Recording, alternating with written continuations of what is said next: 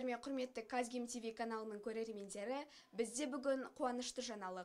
The Educational Foundation білім қорының ұйымдастыруымен 2023 жылдың 24-25 наурызында 8 бен 10 сынып оқушылары арасында ғылыми жобалардың қорытындысы өткен болатын. Сол қорытындыда гимназиямыздың оқушылары жүлделі 3-ші орын мен бағалы сыйлыққа ие болды. Сәлеметсіздер ме, біз 8-ші гимназияның экотим экологиялық үйірменің тобы болып табыламыз. Біздің осы жақында қорғаған тақырыбымыз бұл гидропоника және автоматтандырылған күтім жүйесі болып табылады. Біз бұл жобаны өзіміздің туған жерімізді, яғни Жезқазғанның аймағындағы экологиялық мәселені шешу үшін қорғадық.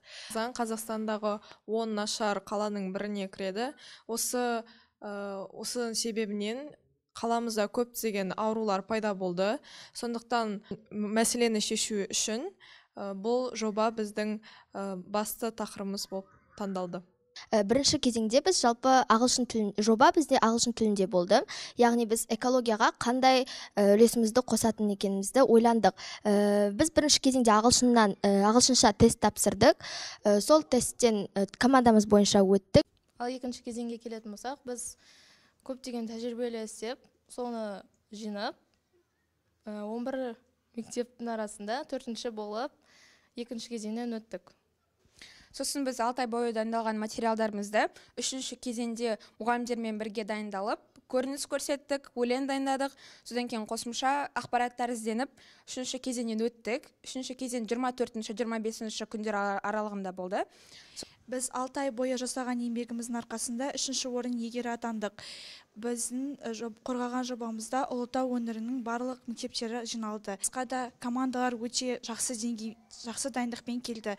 Сондықтан да 11 команданың ішінен 3-ші орын алу бізге ол өте үлкен жетістік. Армысыздар, құрметті Казгим ТВ каналының көрермендері. Бұл жоба негізі 6 ай бұрын басталған еді. Қазақмыс корпорациясының қолдауымен Ұстаз Ұлытау жобасының аясында өткізілген шара. Мектебіміз 3-ші орынға ие болды.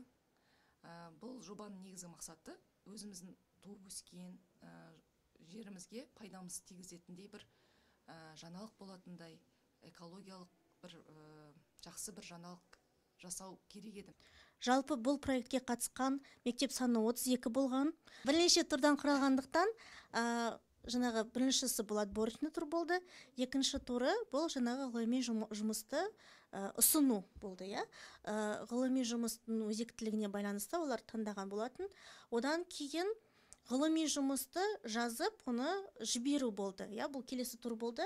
Ғылыми жұмыс қазақ тілінде және ағылшын тілінде болды.